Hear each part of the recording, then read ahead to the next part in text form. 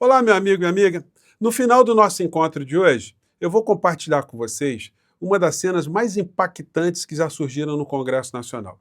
Mas é uma cena muito bacana e surpreendente. Isso para qualquer pessoa de qualquer espectro político. E você certamente vai me dar razão quando você assistir a cena. Num dia em que eu gostaria muito de saber como é que anda o nível da sua paciência para lidar com pessoas ignorantes. Porque tem o ignorante de ignorar, né, determinados fatos, com certas ingenuidades, mas tem o ignorante ostentação, o ignorante petulante, que brotou com muito mais intensidade depois que a figura do senhor Jair Messias Presidiário veio para a vida pública aqui no nosso país. E tem as pessoas, né, que muitas outras classificam como sendo pessoas burrinhas. E aí, como é que você lida com isso? Bom, para quem é professor, para quem é professora, a paciência tem que ser infinita. Você não pode brigar com o aluno por ele ter uma ingenuidade, por ele ter uma ignorância sobre determinado fato, uma incompreensão, não. O papel de educador ali é esclarecer. Mas quando as pessoas não querem aprender, as pessoas insistem, sobretudo aquelas que estão em redes sociais, jornalistas, formadores de opinião, se comportarem como verdadeiras topeiras, ignorantes, ventrílocos de grandes corporações financeiras nos jornais, aí a coisa complica, né? E eu vou ter que falar dessas criaturas hoje aqui no nosso portal, porque está havendo aí um bombardeio muito grande em relação ao Supremo Tribunal Federal, o ministro Alexandre de Moraes, por ter suspendido os efeitos de uma lei notadamente inconstitucional. Será que ele inovou? Será que ele criou, tirou isso da cartola? Ele inventou uma lei, inventou uma norma? Pois bem, vou esclarecer essas questões aqui com vocês, mostrar a cena, mas antes de mais nada, é fundamental, antes de mais nada, convidar você que chegou agora ao nosso portal e ainda não é inscrito, para que, em primeiro lugar, você se inscreva aqui conosco e conheça também os nossos outros vídeos. Se você gostar, compartilhe, recomende, porque isso está fazendo a gente chegar a mais pessoas como você. Se puder, prestigie também nosso clube de membros e o nosso canal de cortes, que eu coloco sempre no primeiro comentário aqui do nosso portal, os links para você se inscrever e participar ainda mais, né? Lembrando e agradecendo a todos vocês que nós temos um abaixo-assinado também no primeiro comentário aqui no nosso portal, que diz respeito a isso que nós fazemos todos os dias aqui no nosso portal e aquilo que está sendo projetado para esse ano de 2026. A sua participação vai ser muito importante para a gente tocar esse projeto, tá legal? Então, tá ali no primeiro link, não deixe de participar, e você aqui é muito bem-vindo, muito bem-vindo. Mas vamos aqui aos temas então, né? Em primeiro lugar, uma questão internacional que diz respeito ao futuro aqui do Brasil. Analista da BlackRock vê Lula favorito em 2026 e mercado volta a olhar para a força da economia. O analista que a matéria aqui do cafezinho está se referindo é o Larry Flink, que é o dono dessa grande corporação multitentacular, espalhada no planeta inteiro e que gerencia ou gere bilhões e bilhões de dólares. Essa gente não joga dinheiro pela janela, não. E eles estão cravando aí que as condições todas estão apontando para uma reeleição do presidente Lula.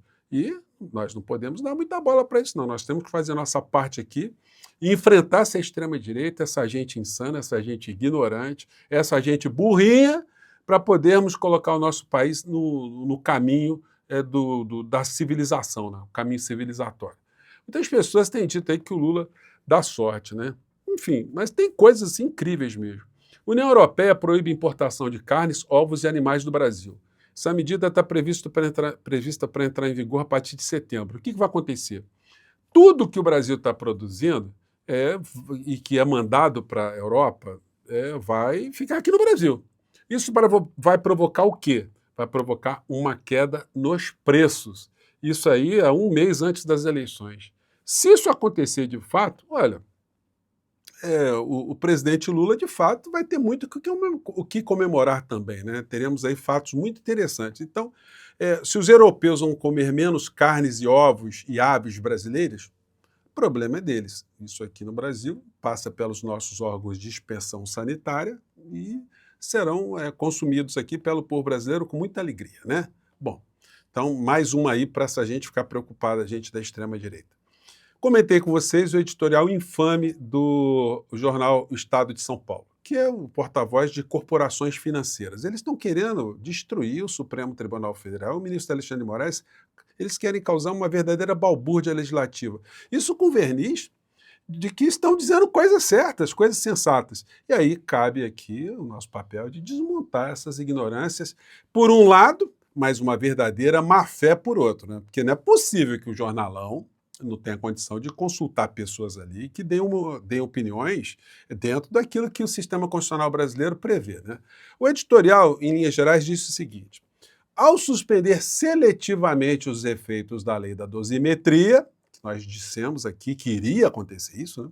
Moraes avilta o Congresso e prova que criou um direito particular para ser o senhor do destino de todos sob sua jurisdição. Em resumo, esse editorial está dizendo o seguinte: se o Congresso Nacional aprovou uma lei, o ministro do Supremo Tribunal Federal não pode suspender a eficácia dessa lei até que a constitucionalidade dela seja verificada. Mas onde é que está isso? O que acontece, gente, é exatamente o contrário. Só para dar um dado aqui para vocês, nos últimos 10 anos foram propostas quase 5.000 ações diretas de inconstitucionalidade. Sabe quantas foram declaradas inconstitucionais? 80% dessas ações. E muitas delas são conhecidas, que mexeu no teto da enfermagem, do piso da enfermagem, outra que falava do juiz de garantias. E o que acontece quando o magistrado se depara, do Supremo Tribunal Federal, com uma situação como essa? Olha, ele vai examinar. Se não tiver nenhuma ação de inconstitucionalidade proposta, ele não pode fazer nada. De fato, a lei tem que ser aplicada. Mas se acontecer de algumas ações serem interpostas, o magistrado tem que levar em consideração isso. Ele não pode dizer assim, eu desconheço. O ministro Alexandre de Moraes, ele não pode dizer assim, olha, essa senhora que está pedindo essa coisa nessa ação, mas eu vou ignorar que tem ações de inconstitucionalidade e vou dar efeito. Se eu estou dizendo para vocês que 80% das ações já foram consideradas inconstitucionais, é sinal que as casas legislativas podem produzir leis ou emendas constitucionais inconstitucionais. Para isso existe uma corte constitucional para verificar se a lei de Quixeramobim, se ela vale, se ela não vale, se a lei de um estado vale, se não vale, se a lei federal vale, não vale, se a lei feita pelo Senado vale ou não vale, se um ato do presidente da República. É para isso que existe uma corte jurisdicional, para dizer o direito, juris dizere, dizer o direito.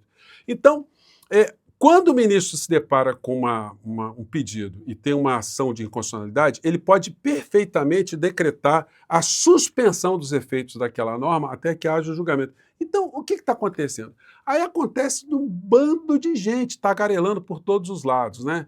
Aqui teve essa senhora aqui, a foragida, né? Foragida não, ela foi expulsa da magistratura, vivendo lá nos Estados Unidos. Esse outro aqui no Metrópolis, né? Gente dizendo coisa assim, o Mário Sabino, todo mundo espantado. Todo mundo espantado. O Alexandre de Moraes inovou. Ele criou um troço que não existe na Constituição. Mas será? Vamos ver aqui. Ele disse que ele não podia fazer, e em vez de se limitar a dizer que não podia fazer isso, neste momento, porque ele estava esperando o julgamento das ADIs, não, ele foi lá e suspendeu a aplicação da lei, mas atenção, apenas em relação aos condenados de 8 de janeiro. Bom, então é esse outro aqui. Aí é o seguinte, aí vem a orácula do mundo paralelo, a senhora Malu Gaspar, na CBN, e o título é o seguinte: Malu Gaspar, decisão de Moraes sobre lei da dosimetria provoca perplexidade. Mas provoca perplexidade em quem, cara pálida? A senhora Malu Gaspar? Que a senhora está perplexa? Quem é que ficou perplexo com essa história? Então vamos usar aqui um exemplo que eu já comentei com vocês mais cedo. Vamos ver aqui quem é que ficaria perplexo no final da história. Vamos imaginar que aqui no Brasil uma lei fosse aprovada decretando a pena de morte para a mãe de jornalistas fofoqueiros ou jornalistas fofoqueiras. Bom, você já intuiu que esse troço aí é meio inconstitucional, né? Mas quem propôs poderia achar que era constitucional. A Comissão de Constituição e Justiça poderia aprovar isso, porque, como eu disse para vocês, 80% das leis que foram consideradas inconstitucionais passaram pelos mesmos caminhos e depois aferidas ali pelo Supremo Tribunal Federal foram extintas, foram anuladas, porque eram inconstitucionais. Portanto, o Congresso Nacional poderia decretar a pena de morte de mães de jornalistas fofoqueiros ou fofoqueiras, né? O que faria o magistrado se, ao receber essa norma, ingressassem também com uma ação direta de inconstitucionalidade? Ele diria o seguinte: não, propuseram ação direta de inconstitucionalidade, mas até haver o julgamento, vamos executar as mães dos jornalistas todos, dos jornalistas e das jornalistas fofoqueiras. E aí, senhora Malu Gaspar, tá certo? Isso obedece uma racionalidade? A senhora ficaria perplexa também se o juiz mandasse executar a mamãe ou o papai ou qualquer pessoa? Gente, é claro que a gente tem que fazer exemplos assim mais fortes para ver se essas pessoas acordam. Essas pessoas não precisam conhecer muito do direito, basta ser racional. Se uma lei pode ser considerada inconstitucional e gerar uma série de efeitos, evidentemente o magistrado ele pode suspender os efeitos dessa norma. Isso está no artigo 493 do Código de Processo Civil. Mas aí a gente fica vendo essas criaturas todas. Haja paciência, né? Ou haja detergente, né, meu amigo e minha amiga? Então espera aí. Gostaria muito de saber da senhora Malu Gaspar, se ela ficaria perplexa, ou se ela acha que é melhor executar a mamãe, né? E depois a gente vê, né? Então, enfim. Desculpe aí, tá, gente? A gente pegar pesado aí, mas, meu Deus do céu, a coisa está complicada. Esse outro aqui tá com essa aqui. Condenação de Bolsonaro pode ser anulada. Nunes Marques é sorteado como relator do caso. Por quê? Porque se entrou com uma ação de revisão criminal. Só que a ação de revisão criminal, gente, ela só pode ter prosseguimento em algumas hipóteses muito específicas. Primeiro, se o cidadão for condenado, com uma norma completamente inexistente, foi uma decisão totalmente ilegal. Segundo, se aparecer uma prova nova que o fulano não cometeu o crime. E em terceiro lugar, se o órgão julgador cometeu uma falha por corrupção, uma falha grotesca demais. Se isso não for provado, não dá para ser examinado. E não há requisito formal para que essa geringonça seja verificada. E o Nunes Marques, ele poderia se colocar como impedido, porque, enfim, foi indicado pelo Bolsonaro, amigo de Bolsonaro, enfim. Eu acredito que ele não vai fazer isso, não. Mas vamos ver qual será o desdobramento dessa história. De qualquer modo, se ele tocar isso para frente, o Supremo Tribunal Federal vai ter que detonar essa ação de revisão criminal, porque ela não tem fundamento jurídico para tal, né? E aí, chegando na cena que eu disse para vocês, que eu queria compartilhar, tem mais figuras aqui da extrema-direita, né? Mas a cena foi o seguinte, gente, pela primeira vez eu vi alguém super esquerda com respeito das pessoas de extrema-direita. O que aconteceu? Eu estava acompanhando a sessão lá na Câmara, a discussão e votação lá na Comissão de Segurança Pública e Combate ao Crime Organizado. E aí a deputada Heloísa Helena, que ficou lá como suplente do Glauber Braga, ela estava se despedindo, falou com os deputados ali, e eu falei assim, puxa vida, a Heloísa Helena só está com os caras da ala da bala ali, né? Então, como é que está essa história aí? Só que aconteceu o seguinte, a Heloísa Helena, semana passada, ela teve uma perda muito importante na vida dela, que foi o filho dela que faleceu depois de um ataque cardíaco, ficou vários dias internado e depois morreu.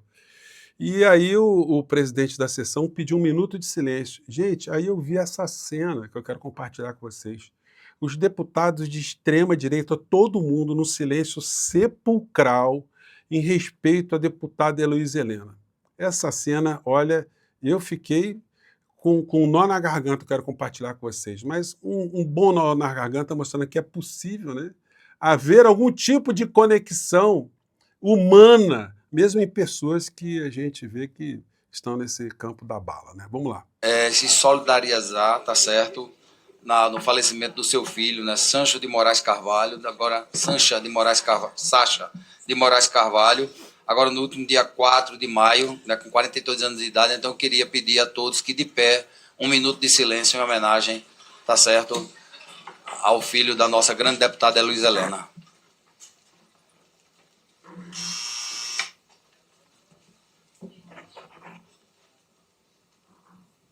Gente, todos os deputados mais extremistas de direita, todos eles prestando esse minuto de silêncio, todos os assessores, todo mundo, ninguém deu um pio, gente. Eu achei essa cena extremamente impactante. Acho que eles ficaram mais de 1 minuto. Vamos ver aqui mais um trechinho disso aqui.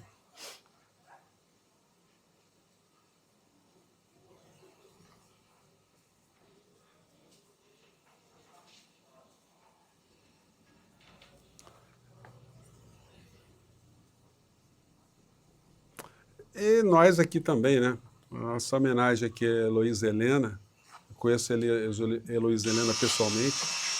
Já fizemos uma live. Obrigada. Obrigada, Vossa Excelência. E eu tenho dito que todas as noites estarei chorando pelo meu filhote, né, de 40 anos. Mas eu estou aqui cumprindo minha obrigação, até porque são milhões de mães pobres que pagam os nossos salários e que muitas vezes nem podem chorar em casa ou no trabalho em relação às suas perdas. Então, eu vou honrar meu filho trabalhando como sempre fui. Obrigada.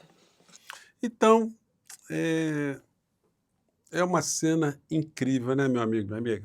Então é isso aí. Com essa cena aí, eu fecho o nosso papo de hoje. Lembrando ali, nosso primeiro comentário do abaixo-assinado, tá legal? A coisa tá avançando, vamos seguir em frente, tá bom? Um grande abraço, gente. Até o nosso próximo encontro. Tchau.